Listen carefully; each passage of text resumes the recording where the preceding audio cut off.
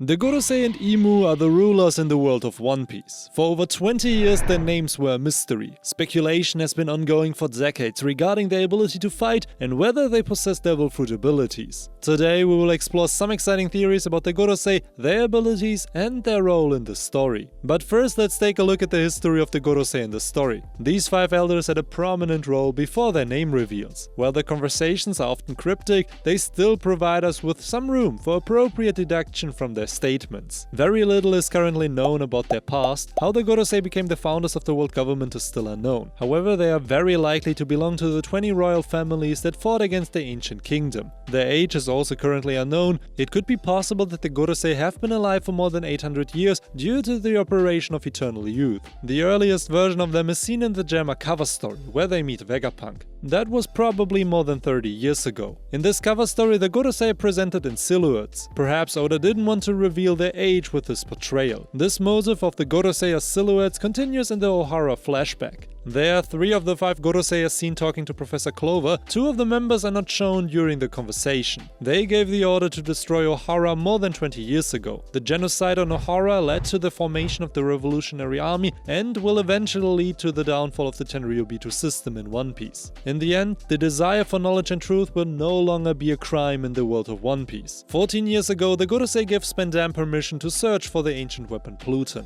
In the Jaya arc, the Gorosei make their debut. They talk about Shanks and Whitebeard, as well as Crocodile, who has lost his position as a Shichibukai. In the present Underwater 7 saga, they play a more minor role. They wonder where Aokiji has suddenly disappeared to, and after the Straw Hats escape from Mina's lobby, they are shocked by the meeting between Shanks and Whitebeard. After the World Marineford, the Gorosei discuss Luffy and the influence he has in the world. They also talk about his connection to Dragon and Garp. Additionally, they discuss Blackbeard, suspecting that he will likely become the next Yonko in the New World. After the time skip, the Gorosei make the debut at the end of the Dressrosa arc. In their argument with Sakazuki, they discuss the fake news regarding Doflamingo's resignation from the Shichibukai. Sakazuki feels deceived by the Gorosei. The Gorosei, however, seem completely unconcerned about Sakazuki's reputation. They also learn about Luffy's victory against Doflamingo. Fujitora's apology to King Riku causes significant damage to the world government's reputation and consequently to the Gorosei. In the Reverie arc, the Gorosei play a crucial role. We learn about their meeting with Shanks. Currently, it is still unknown which pirate they were discussing, probably Luffy or Blackbeard.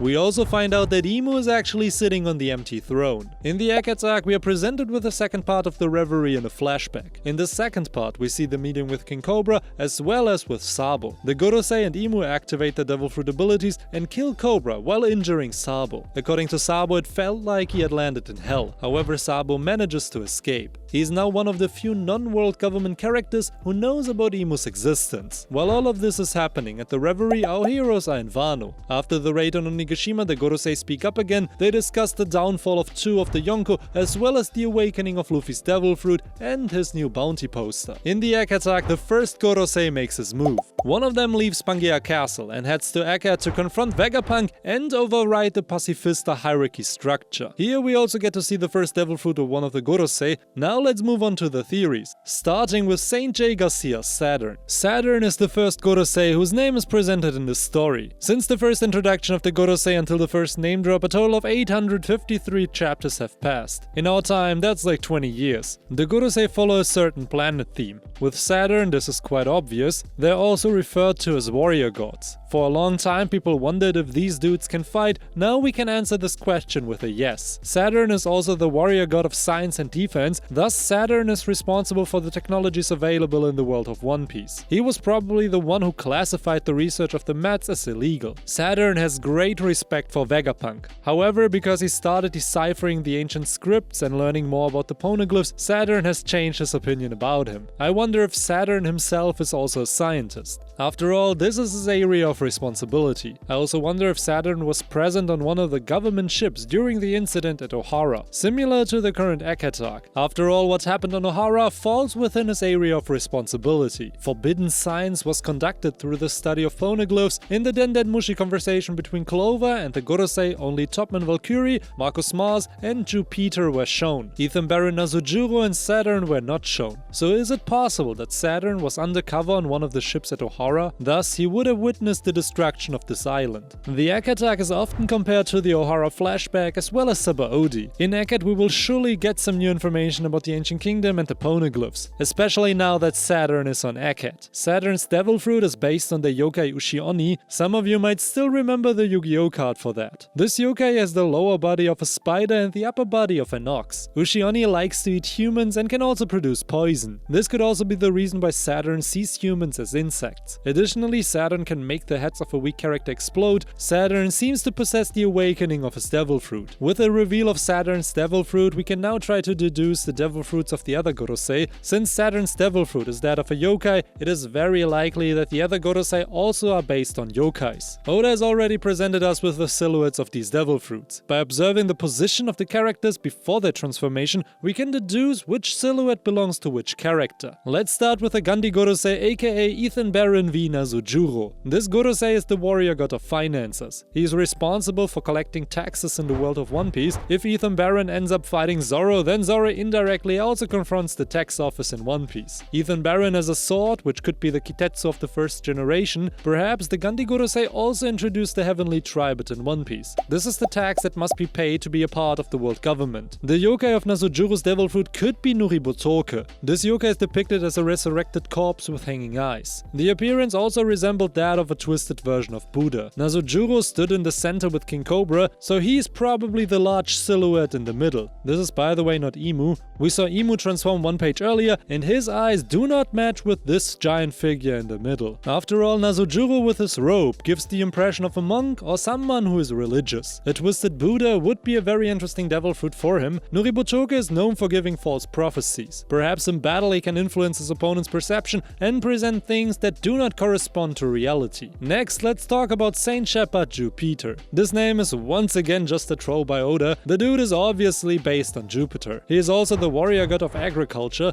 Jupiter is therefore responsible for the food supply in the world of One Piece. He's also probably responsible for the hunger and food shortage on many islands. One of the reasons for this is of course the excessive expenditure of the heavenly tribute. The revolutionary army has already started attacking the trading routes of the Tenryubitu, causing a shortage of food in Merijoa. Like Ivankov said, they are fighting them with their own weapons. Jupiter stood to the left of Cobra, right next to Saturn. We now know what Saturn's silhouette looks like. The silhouette of Jupiter has a fairly human shape. It could possibly be the yokai Yume no Sairai. This yokai is known for causing nightmares. Often this yokai is depicted as an old, frail man. This is of course in contrast to Jupiter's appearance, who looks incredibly young compared to the other Gorosei. But what if this younger version of him is just hiding his true appearance? What if Jupiter is perhaps the oldest of the Gorosei? Triggering nightmares would also fit with the theme of dreams in One Piece. Maybe in the fight against him, one has to confront their own nightmares. Next up we have the Gorbachev Gorosei, aka Saint Topman Valkyrie. His name is inspired by the planet Mercury. He's also the warrior god of justice. Topman Valkyrie is responsible for legislation and justice. He's likely responsible for the current laws in the world of One Piece. He may have legally prohibited the deciphering of poneglyphs and the search for the ancient weapons. Through his laws, absolute justice may also be tolerated. Under him, piracy may have been established as an enemy of the world government. Topman Valkyrie stood on the far right side of King Cobra. His silhouette also could reveal his beard. The ears in this transformation could indicate his Zoan yokai form. It is very likely that Topman Valkyrie has an Inugami as his yokai. They have the same ears as in the silhouette. Inugami have a dog-like form. They appear to humans who can't control their emotions. Inugami are known to attach themselves to a person through their emotions and then take over their body through the ear. Someone possessed by an Inugami develops a very jealous personality. To break this curse, a priest must remove the Inugami. In One Piece, this mythical Zoan could possibly manipulate and influence the emotions of his opponents. Perhaps the Inugami can also control characters with weak willpower, aka with weak haki. This is reminiscent of Merrick and his brainwashing from Yu-Gi-Oh! That would definitely be an extremely powerful Zoan ability. In conclusion, we have the Saruman Gorosei, also known as Saint Marcus Mars, the warrior god of the environment. Marcus Mars is inspired by the planet Mars. He is responsible for sustainability in the world of One Piece. I can't really imagine what his role will be in this story. There is speculation that the world of One Piece was not always flooded by the sea. Maybe the title of Marcus Mars has something to do with it. Saint Marcus Mars stood to the right of King Cobra, directly next to Topman Valkyrie. Therefore, his devil fruit silhouette represents that bird-like creature. This silhouette could be that of two yokai. One of them could be the Furaribi, a firebird yokai with with a dog's face. It can also be compared to the Garuda from Hindu mythology. These yokai are the incarnation of fire that results from corpses not receiving proper burials and then becoming restless spirits. It is likely that this mythical zone allows flying,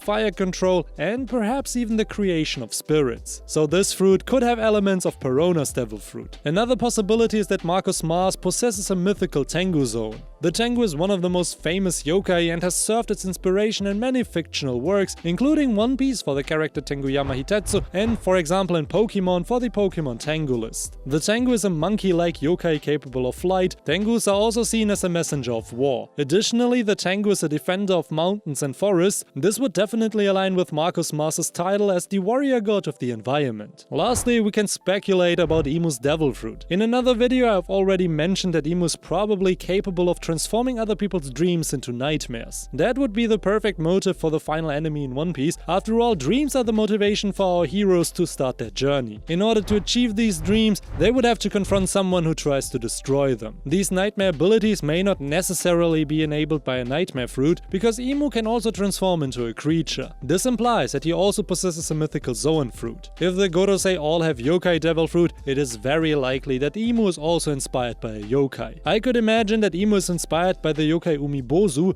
This is a sea spirit. Umibozu is known to encounter sailors and cause chaos in calm seas. The Gorosei refer to Imu as the creator. Could Imu be responsible for the rise in sea level in One Piece? Could this also be the reason why the Tenryubitu live on the red line, to avoid being affected by this elevated sea level? If you pronounce Imu's name backwards, it becomes Umi, which is the Japanese word for sea. Accordingly, this would also fit thematically. This yokai could still have the ability to manipulate other people's dreams. Perhaps Imu's devil fruit is also the only devil fruit capable of creating or manipulating water. Then the final enemy in One Piece would be the natural enemy of all devil fruit users. If devil fruit abilities were indeed created through people's dreams, then perhaps Imu's and the Gorosei abilities were born from nightmares. I'm very excited to see when the devil fruits of all these characters will be revealed in the final saga of One Piece. What do you think? What devil fruits do the Gorosei and Imu have? Let me know in the comments. And if you liked this video, why not watch this one next? See you in the next one. Take care.